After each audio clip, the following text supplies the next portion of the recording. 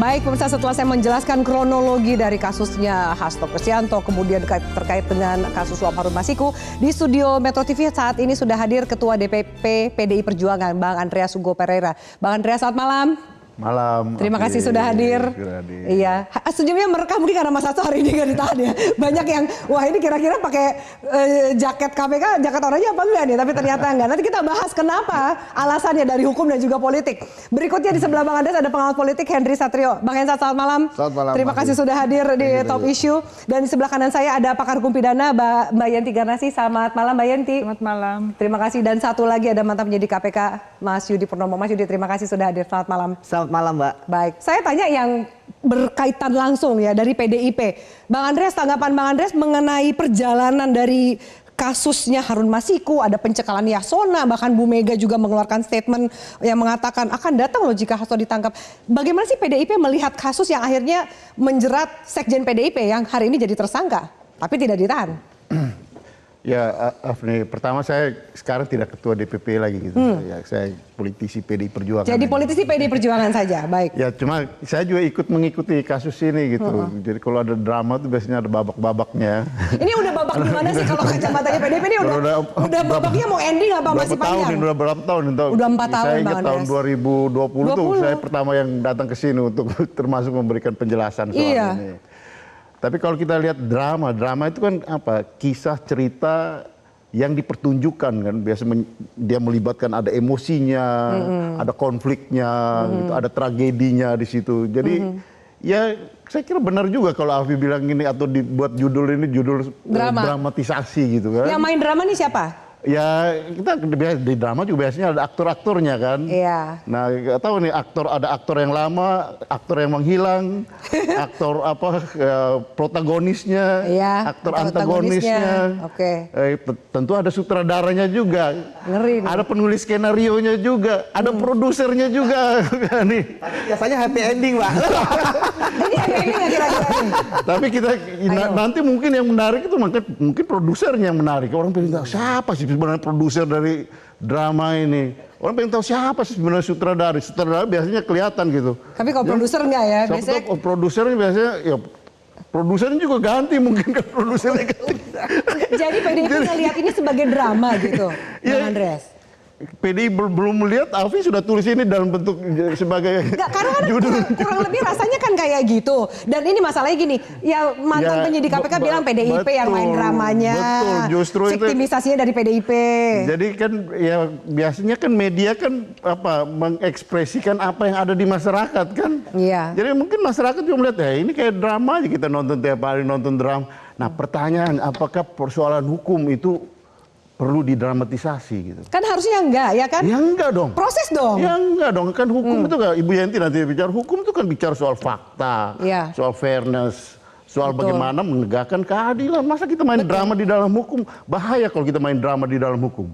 Bisa nggak kalau saya tarik kesimpulan bahwa kemudian Hasto ini menjadi korban dari drama permainan dalam hukum ini? Ya itu tadi makanya peran antagonis mungkin yang digebuk-gebukin, yang digebuk-gebukin gitu kan. Tapi ya itu tergantung daya tahan gitu kan, bagaimana apa berperan di dalam situasi seperti ini. Di dalam drama itu kalau memang ini drama kan. Atau daya tahannya Hasto dalam drama ini dan PDIP menurut Bang Andreas gimana? Ya lihat aja sampai pertunjukan drama ini sampai di mana gitu kan. Tapi kalau Hasto kan mengikuti semua proses ini, dia taat hukum dan dia mengikuti secara serius gitu. Di dalam kan kita lihat kan bagaimana proses itu dari sekian lama sampai sekarang dan tadi. Nggak selesai. Yang main drama tuh siapa, Afi? Justru kan menjadi pertanyaan siapa sutradaranya di sini? Siapa produsernya? Jadi PDIP melihat bahwa ini yang terjadi murni bukan kasus hukum, ada campur tangan politik di situ. Ya kurang lebih seperti itu kan, seperti banyak yang ditanggapi orang juga gitu kan. Tapi kok bisa? Pertanyaan yang lebih penting itu ini apakah ini proses yang fair atau tidak gitu. Oke. Kalau ditanya gitu kan berarti rasanya enggak untuk PDIP dan Bang Andreas. Kita tanya dulu sebagai pengalaman dan sebagai mantan penyidik KPK, Mas Yudi.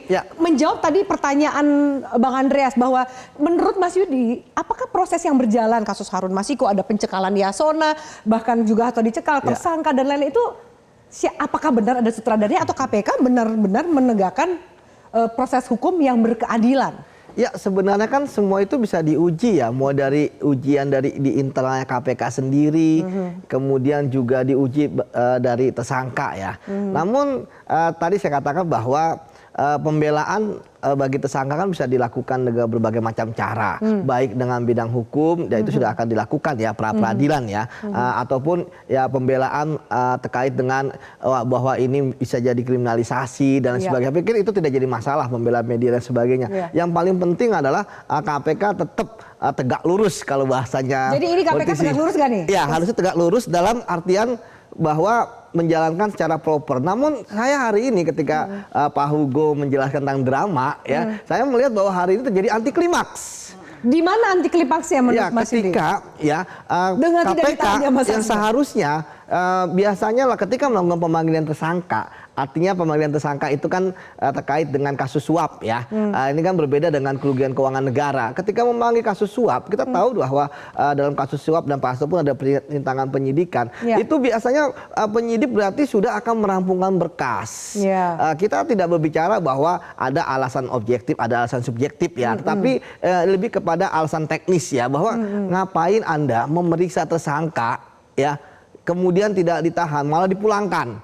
Ya kan, ini kan jadi pertanyaan saya yang paling menarik sampai saat ini, bahwa ketika melakukan penahanan tentu di situ ada peran penyidik ya, karena itu kewenangan mereka, tapi tidak bisa dipungkiri juga pimpinan harus mengeluarkan surat perintah penahanan. Nggak bisa penyidiknya sendiri ya saya menahan Anda, enggak, karena memang di KPK proper. Nah saat ini ketika misalnya terjadi, misalnya kita lihat ada perbedaan ketika Pak Hasto diperiksa sebagai tersangka, beliau benar kata Pak Hugo, saya melihat memang memenuhi ya semuanya, termasuk tadi hari ini jadi tersangka datang ya. Kemarin kan nggak datang karena minta penjadwalan, dan saya melihat bahwa kok jadi ada beda gitu ya, bahwa sebelumnya saya dengan ngelihat diskusi ya dengan teman-teman itu garang-garang banget loh, wah KPK-nya garang, enggak apa namanya isu-isu yang disampaikan itu garang sekali gitu kan. Ini KPK edisinya Pak Jokowi misalnya, ini ada titipan, ini ada ini gitu. Tapi kalau sekarang udah mulai agak adem gitu kan. Pak Hugo ya drama dan sebagainya kan sebenarnya sebelumnya nggak segalak dulu gitu. Sebenarnya lebih keras gitu kemarin. Ini menurut saya kan sangat menarik. Ya KPK juga bijak gitu kan. Akhirnya nggak menahan. Kemudian benar, ketika KPK nggak menahan, saya merasa bahwa ini mereka melakukan momentum gitu. Wah, udah nggak perlu tahan. Nah, kalau tahan pasti akan lebih membara gitu kan. Tentu akan kontraproduktif, kan kita mau negakin hukum, bukan mengincar orang. Nah, sekarang ya saya pikir akhirnya perang sekarang akan ada di pra-peradilan, tetapi kan itu akhirnya hukum, dan semua yang terjadi terkait dengan masalah video, ya kan, masalah bahkan sampai ke Rusia, mungkin sekarang udah titiknya di Ukraina, perbatasan mungkin ya, itu akhirnya saya pikir akan hilang gitu kan. Nah, sekarang fokusnya adalah bagaimana timnya Pak Hasto ya bisa memenangkan pra-peradilan, dan KPK juga bisa memenangkan pra-peradilan. Ini kan nanti akhirnya terjadi. Pertaruhannya kan di pra-peradilan ya. Itu semua terbuka. Mas, aku mau tanya, apa kira-kira sebagai mantan penyidik, apa alasan yang mungkin bisa diberikan kepada publik ketika seorang tersangka, bahkan dikatakan dulu sebelumnya kayaknya panas banget ya antara KPK dan PDIP atau Hasto lah. Nah, kemudian tidak ditahan, apa pertimbangan subjektif dan objektifnya? Ya, tadi internal kan, dan eksternalnya. Tadi saya katakan ya, kita nafikan dulu alasan objektif dan subjektif. Tapi begitu KPK tadi mengatakan bahwa belum melakukan penahanan, belum ya, bahasanya adalah karena belum ada saksi-saksi lainnya bisa sebagainya, untuk apa Tapi Anda? udah tersangka. Ya makanya untuk apa udah jadi tersangka, itu yang pertama. Kemudian yang kedua, ingat loh, ketika ada pemeriksaan saksi-saksi, itu kan sifatnya adalah pertama menambah alat bukti, yang kedua memperkuat alat bukti yang sudah ada, yang ketiga mengembangkan perkara. Bukan permasalahan ditahan atau tidak ditahan. Kan menarik. Ya kalau gitu ngapain memanggil Pak Hasto? Kalau saya bilang ngapain manggil nanti di ujung, karena ketika semuanya udah terkumpul. Betul, gitu dan ya. KPK ketika misalnya tersangka korupsi di KPK nggak mungkin tidak ditahan. Seperti itu. Ini ada apa? Dan KPK seolah-olah membiarkan ada pertarungan di pra-peradilan. Sebelumnya pikiran kalau misalnya ada pra-peradilan, kita akan segera melengkapi berkas sehingga ketika ada pra peradilan kita sudah melakukan Kuat. dakwaan sehingga gugur pra peradilannya. Peradilan itu. Ini Oke. benar-benar aneh juga. Jadi ketika Pak Hugo mengatakan ada drama dan sebagainya, ketika dikatakan kebetulan kok kebetulan banget gitu.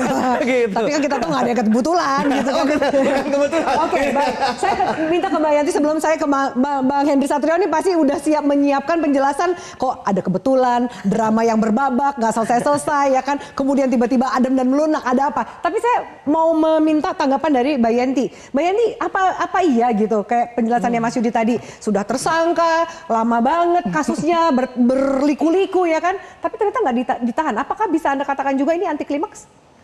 Iya, kalau bagi masyarakat yang tadi babak itu perasaan masyarakat sudah babak belur ini kita ya.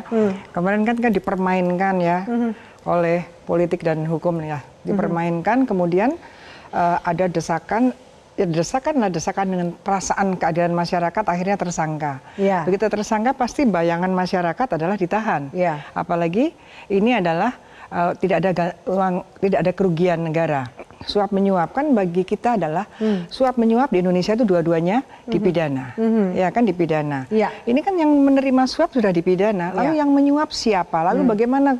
Lalu penjelasan tentang ini tuh siapa? Bagaimana? Kenyataannya perbuatannya terjadi bahwa Wahyu Setiawan itu menerima suap. Ya. Yang menyuap siapa? Apakah hanya sekedar Harun Masiku? Kemudian 2020 dari internal dan sudah mulailah muncul di masyarakat ya sebagai kontrol masyarakat bolehlah saya mengatakan tidak boleh mengatakan bahwa itu kan apa omong-omongan di luar ya tidak lah masyarakat kan kontrol ya bahwa katanya waktu itu sudah mulai akan menuju ke Mengerucutlah gitu ya mengerucutlah prosesnya ya. akan ada yang lain selain Harun Masiku itu dan kemudian kita juga bingung ya kalau memang lari di PT IKA gitu ya. Saya sering ke PT IKA juga ya. Rasanya Nggak pernah ketemu kayaknya sama Harun Masiku ya. belum.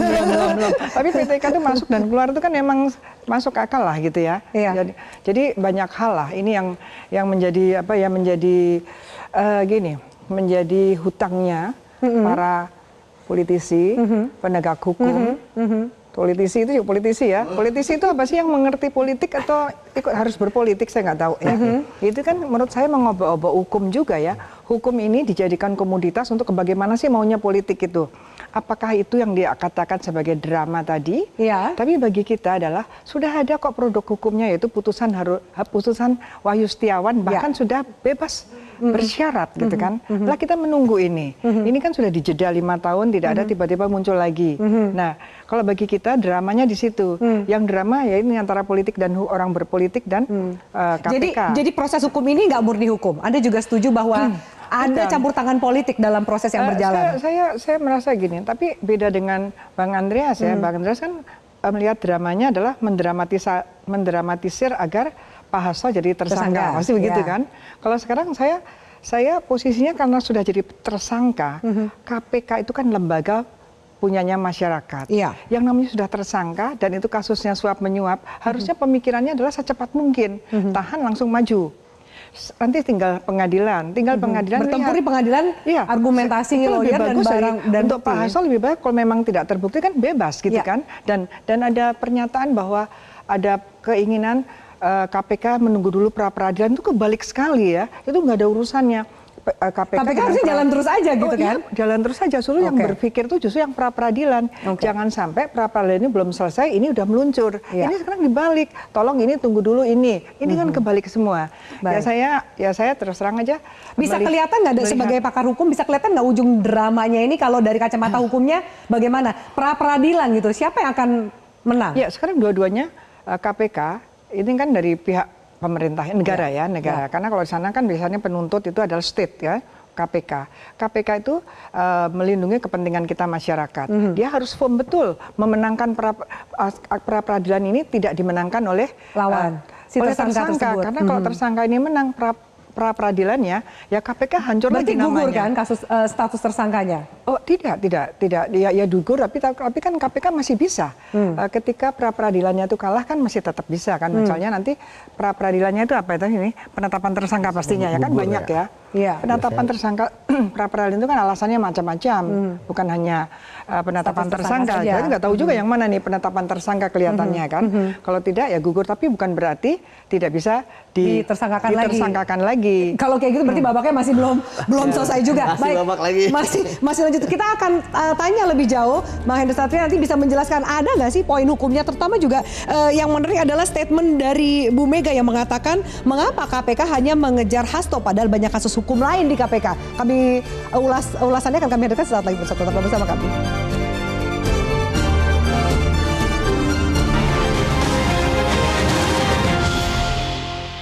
Jelajahi cara baru mendapatkan informasi. Download Metro TV Extend sekarang.